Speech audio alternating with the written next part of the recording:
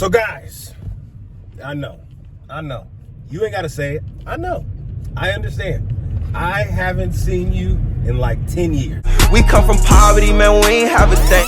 We come from poverty, man, we ain't have a thing. I understand. Time's been tough, guys. Time's been tough. So, what I want to say in this video is, I remember y'all. You know what I'm saying? I remember my poverty guys. So, I want to give you 5 reasons I believe I failed at reselling sneakers. So I've come to the understanding my attempt at reselling sneakers went like this. Start off rocky. I was learning everything. I learned enough that I understood, all right, this is the path I'm gonna take to make money. I made some money. I was in the game, went down, made some money in the game, went in the game, and then when it went down this last time, I'm like, nah, I'm through. I'm all right. I'm done, man. It ain't working in my mind, in my pockets, how I thought it was gonna work in concept. In my, you know what I'm saying? In my head, I had a plan. Plan didn't work out how I thought it was gonna work out. So I'm gonna jump into it, right? So thing number 1, I feel like not understanding an entry point. Right? I didn't really study an entry point. Like, okay, I'm going to get into selling used shoes. I'm going to get into flipping new shoes. I'm going to, like, I didn't decide on a scalable activity. And that right there was a major problem, not understanding where I wanted to enter. So I lost a lot of money trying to figure it out. Like, my whole first batch of shoes was BS shoes. I didn't hold them long enough, and I didn't understand how long to hold them before they would turn into profitable pairs, right? So that right there, number 1, I was losing money because I didn't decide on a niche. I didn't decide on the lane. I didn't get into the game with a strong enough plan on what I was gonna do to maximize my money that I was gonna put into it. Let's go to number 2. Thing number 2, not understanding, man, the market on shoes. So seeing shoes like, okay, this is hard, and not immediately checking, okay, how long ago did the shoes, you know what I'm saying, is this a re-release of the shoes? What is the price on these shoes in the last 6 months, in the last 12 months, in the last 24 months? Checking that created opportunities for me to make a lot of money, but it also, not knowing it in the beginning, created opportunities for money that I missed. I left a lot of money on the table, not understanding the market on shoes. So buying a pair of shoes, let's say a pair of Dunks, and they're selling for $160 right now. They were selling for $400 before, and after I sell them for $160, I bought them for $100, I sell them for $160, they shoot back up to $210 per pair. If I would have held them for just a little bit longer, I would have been able to maximize my profit. So not looking at the lifetime price of a shoe that I'm interested in, I left a lot of money on the table that way, right? So let's get into number 3, man. Taking profits too early, right? So then I got into a little groove where I was making like $300, $400, sometimes $500 extra dollars a month, right? So between the cost of the shoe and what I sold the shoe for, so $300, $400, $500 in profit a month. And I didn't immediately say double down, reinvest all of the profit into more pairs, right? So I was doing a mix. I was buying profitable shoes and flipping those, and then as other shoes were releasing that I felt like were dope, that may not have been as profitable, I was buying them too. So I was double dipping.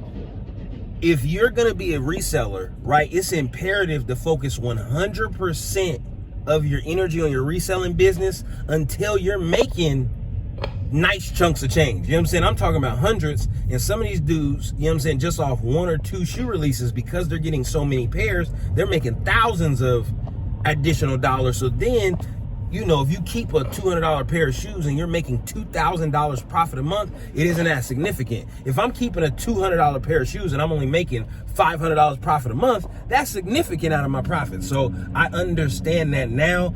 I didn't maximize and put every dollar in the profitable pairs, making sure all of those sold and replenish the money, because it's so, man, it's like a guessing game, right? So one day you're trying to sell the shoes, and then the next day you can sell like 3 pairs of shoes. So it's so sporadic how the sales happen, how the money comes in.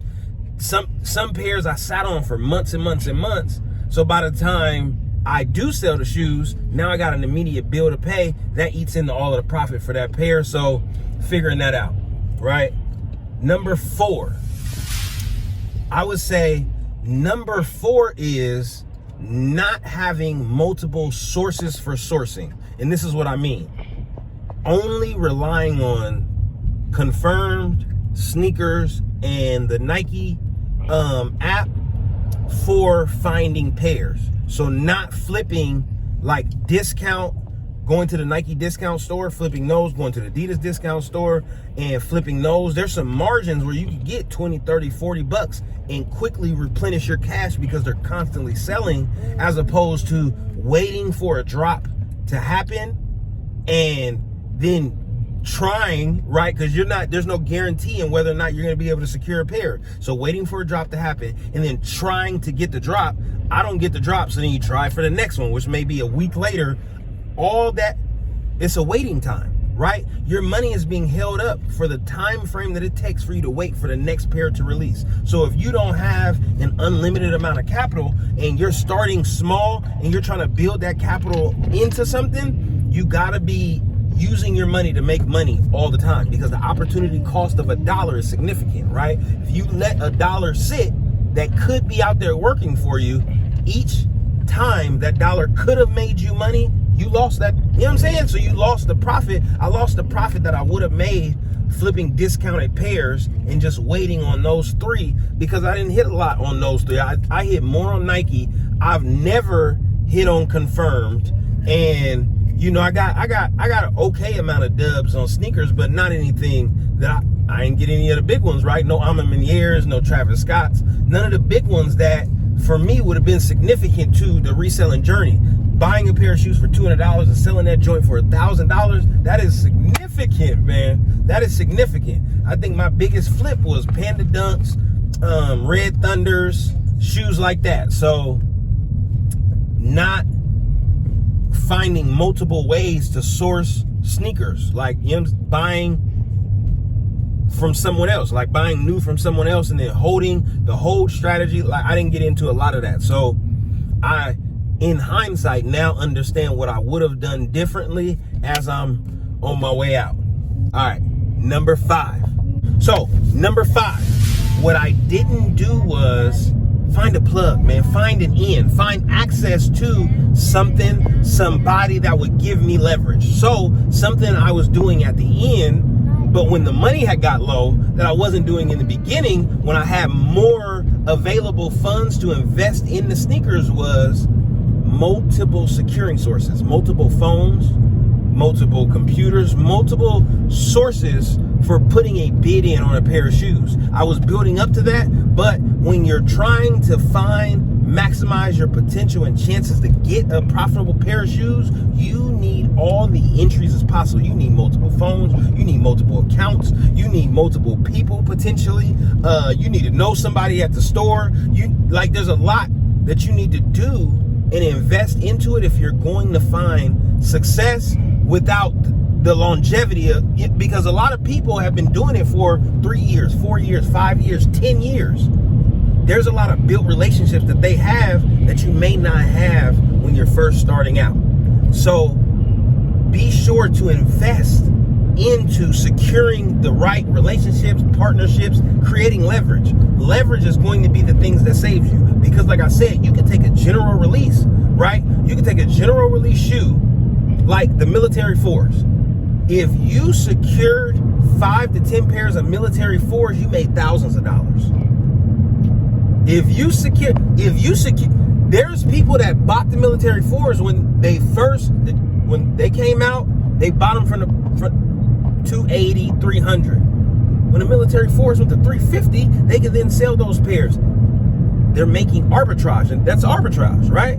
So getting leverage is going to be the thing that makes you the most money if you're giving all your energy to scaling and building a shoe reselling business. So these was my 5 guys. And with that being said, man, I'm gonna get back to the bare bones of the channel like I was supposed to be doing, illustrating and showing you guys the different avenues that I'm choosing and indulging in to fight and stave off poverty until I win the war. All right, y'all. I'll see y'all soon.